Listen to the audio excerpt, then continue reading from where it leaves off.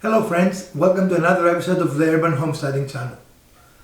If today is the first time you're visiting our channel, we want to express to you a very warm welcome and invite you to view any of our over 540 videos that we've arranged for your convenience in playlists, as we are confident you're going to find something both useful and entertaining to watch. If you've been here before, welcome back. If today is your birthday, we want to wish you a very happy birthday.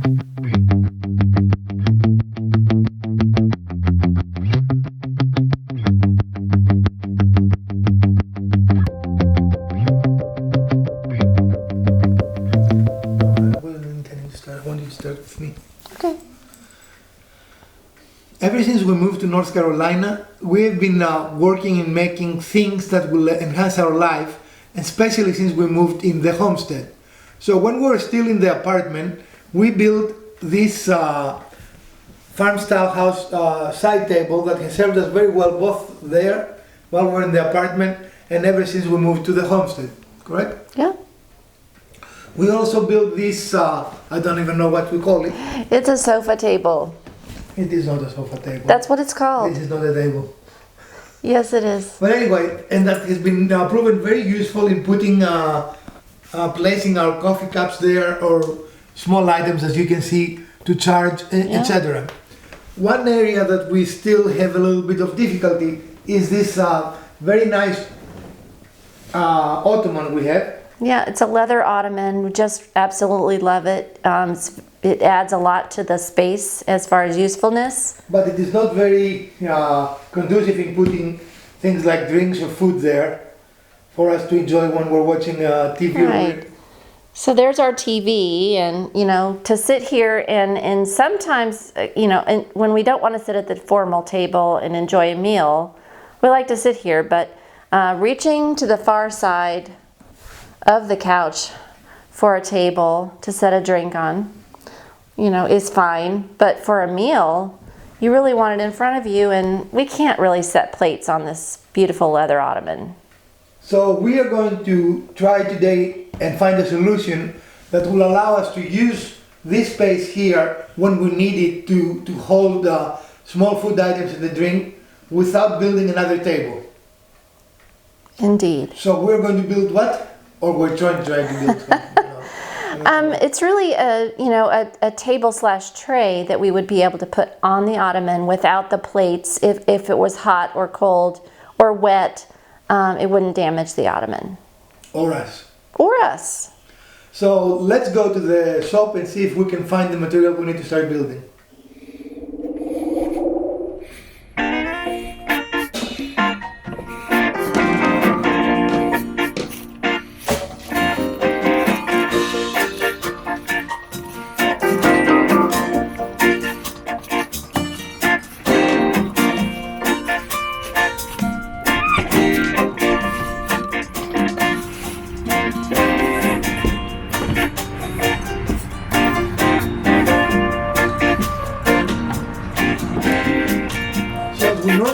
We started by raiding our scrap bin, and we found some potential fits, right? Now the problem we're facing is we found a good width for the board, but we don't like, well, I guess the depth of it, right? Right. So we're going to have to combine. We think we're going to like it with this little extension here, right? Trying to find the dimension that would really be functional for us for a place to put our dishes while we're eating. So we think this is a good size for us, and we are going to make this connection first and go from there design wise. Okay. You can turn it on now.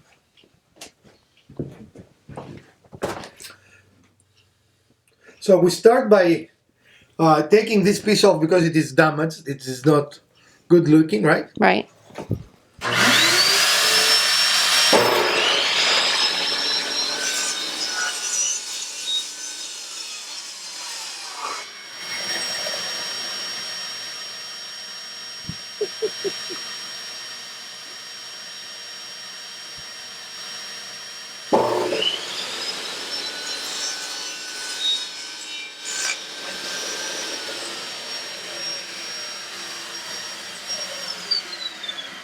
I guess you have to raise the blade high enough. Yes, it does help. All right, so that's a good cut, right? Yep, yep. We like that. And now we have to make a little mark on the width. And we'll probably use those for sides.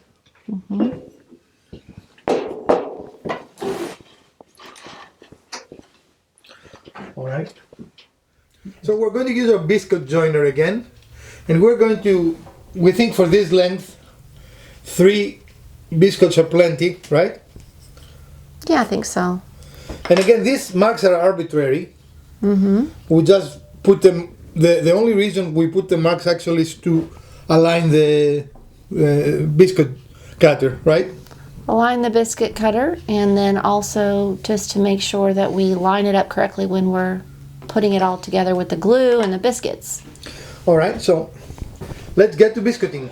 So we have set our first board on our bench here, and we've attached it with clamps so we can push against it. Because again, when you do this, you have to push the machine forward to do the cut, right? Yep. And you also have to line this red mark right up against the mark that you've placed for the place you're going to put the center of the biscuit. And that would be similar in any biscuit joiner. You know, it might be some different way, like a window or something, but there will be a center device that will allow you to do it. Are we centered? Yep.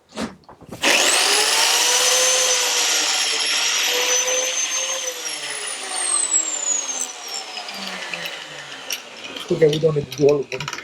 Yep. We don't need to record all of them. I understand. Just showing. So this is what we've made here. We make very fine sawdust. Yep, very fine. So Nice. it is important on this connection you get a really good and tight fit, right? And we do not have our joiner. We have it here, but it's in storage. We don't have it in the shop. So we thought we were going to use our hand plane to actually make the two surfaces perfect to join. But I think we just got lucky. This is our connection, if you want to see, like you see our mark there. And it doesn't look at anywhere we need to do that, right? Yeah, it looks pretty Perfect. seamless there.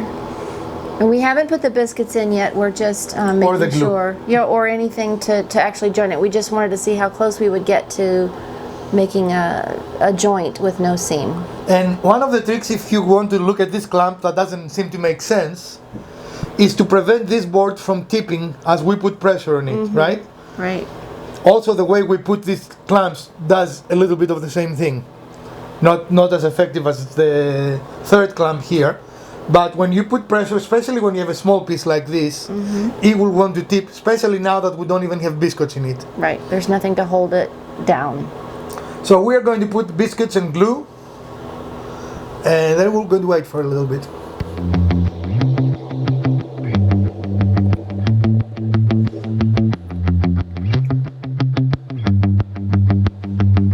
You can do a close-up of the plane.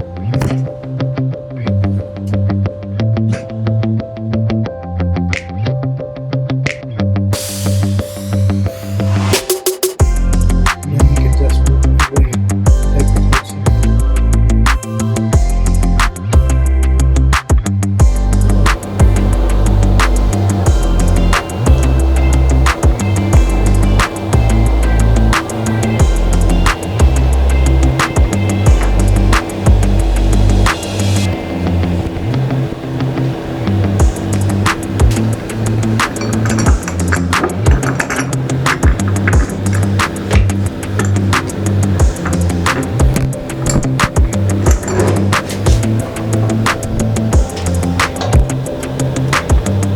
So we've put the biscuits in and put glue, and as we can see, we have a little bit of glue squeezed out that in essence tells us that this is a good amount of glue that will be right.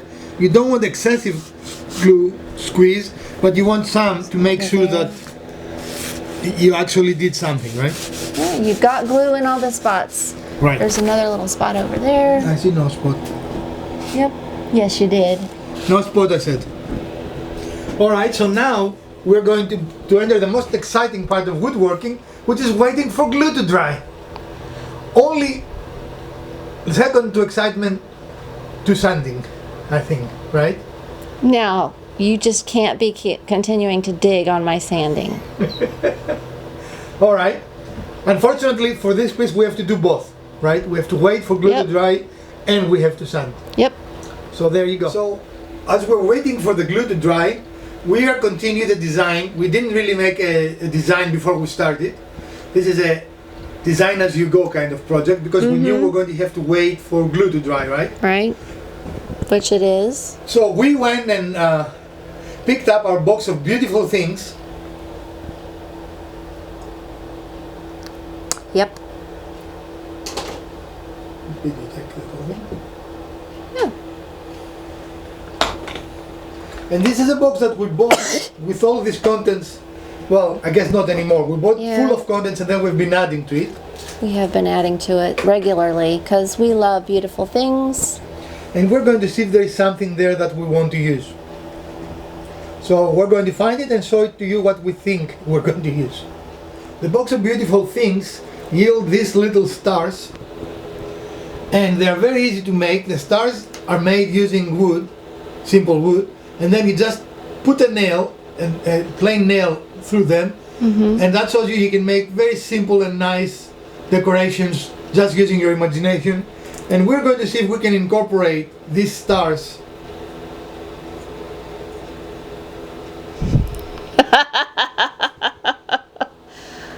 Fancy. These stars. That's painful though. Yeah, it would be. In our project. So stick around and see what else we're going to come up with.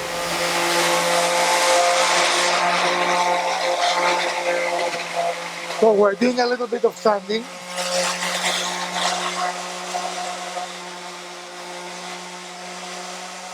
What grade is this? Okay.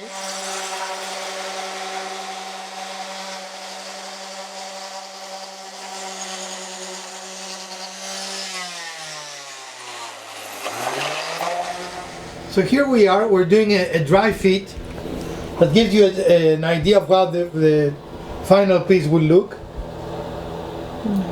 And we're going to bring you along. As you can see, it can give us a nice area, right? Yep. And will allow us to put at least 2 plates and 2 drinks on. Yeah, I think it's a nice size. Yeah. While protecting the leather of the ottoman. And creating a very nice serving tray in the process, right? I mean, we might end up using it for other things as well. And also we're thinking it will easily store under the ottoman. Right. So it will be accessible anytime we need it. So now we're going to figure out the rest. Stick around. So we decided to add some brackets as a visual element, right? I mean, they're not really structural. We don't need any more structure there. And we're using a self-centering bit, which is ideal for when you're doing brackets. It's making sure that your hole is centered, which allows the alignment of your bracket to be perfect. I'm sad. Of course, we do have an air thing. Why don't we use it? I don't know. Well, because this doesn't use any electricity. Oops. And how many drills can we use for one operation?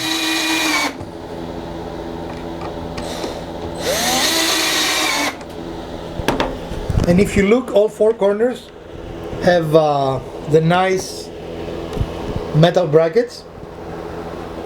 Gives it a little more industrial farmhouse kind of look, right? Or feel. Yep. Feel and look and feel. Yep.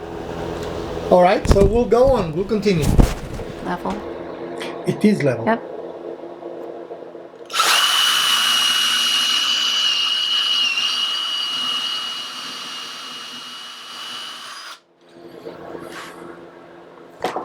All right, so one of the neat things, I'm using one of my oldest drills. It's a Ryobi, but it is a very neat drill because it has a level built in for both directions, actually.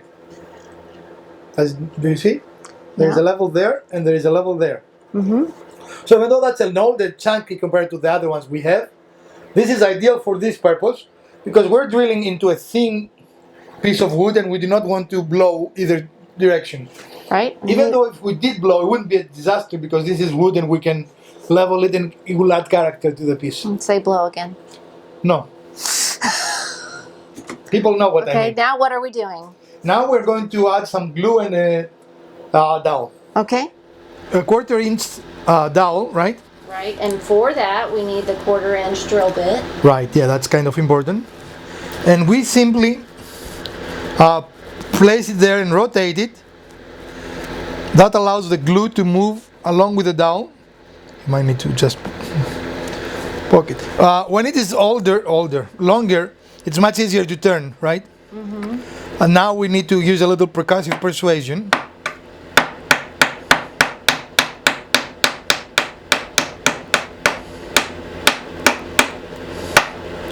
And do that until it's persuaded no longer. No more persuasion needed. Now wipe the extra glue off. And wipe the extra glue off. And you only have to do that a couple of 3 million times and you will be done. Now what we decided, we put 5. It has a clamp. And you Yep, can we're going to put 5 on the long sides and 3 on the short sides. All right. So the next thing, of course, unless you like pokey things, is we have to. Some pokey things are fine. Yeah, we have to cut that, and we're going to show you. We're going to use our Japanese saw to do that. So we're using our Japanese saw, and it is just a little. We're going to have to hit it a little bit with the sanding, but that's about it, and it gives a nice character to the piece without having screws or external connectors. Right. So more to do. We are outside, and we decide to try whitewashing this piece for a change. I don't think we've done that before. No.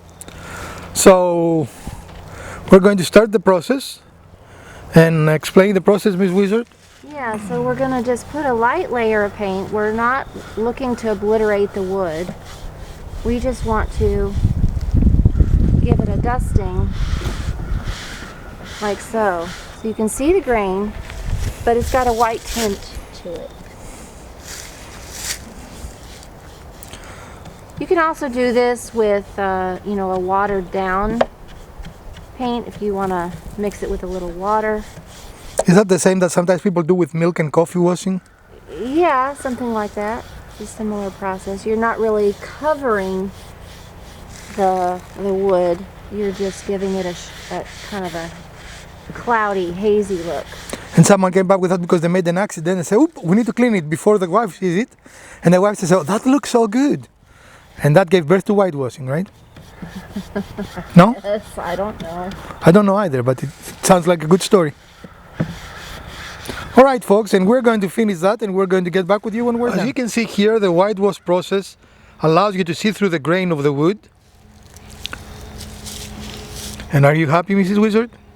Yeah, it's turning out pretty good. It changes the character of the piece, but it does not alter the beautiful grain and the detail, the knots and the details we have in the wood.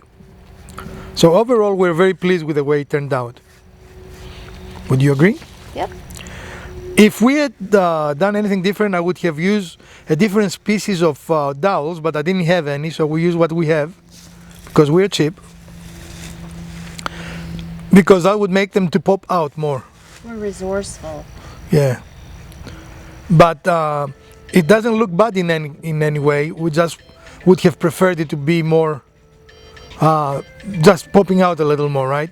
As you can see, for example, the knots, they will look like that if it was a darker species of wood. But in any case, we're happy with the outcome.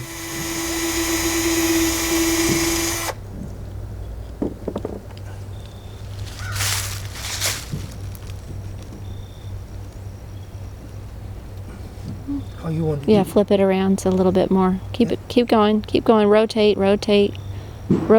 Pivot. pivot, There. pivot.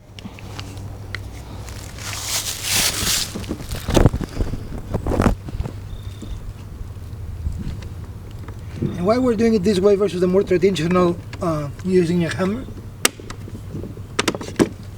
Miss Wizard? Well, because we didn't want the nail to go all the way through to the other side of the wood. So we cut the nail off. We cut the tip of the nail off, and therefore we had to create a hole with a screwdriver, with a drill, that would accommodate the blunt nail head. Yeah, but why we use this then? We use that to push it all the way in and get it nice and snug to the wood. Right, you want it to have a nice friction fit, so it won't be... Okay, yeah, I said it differently, but same thing. So it Correct. won't fall off as you use it. Uh-huh. So this completes our build. We are considering taking this off and making them bronze. Copper. Copper? Bronze? What's the difference? There's a difference. We don't know for sure if we'll do that or not, but in case we decide to do it.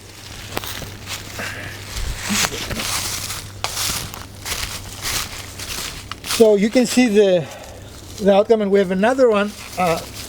Those are hand cut, so they're not identical, but they're very similar, right? Yep. And those are what we saw you earlier in the episode. Yeah. Looks pretty nice. Nice little touch.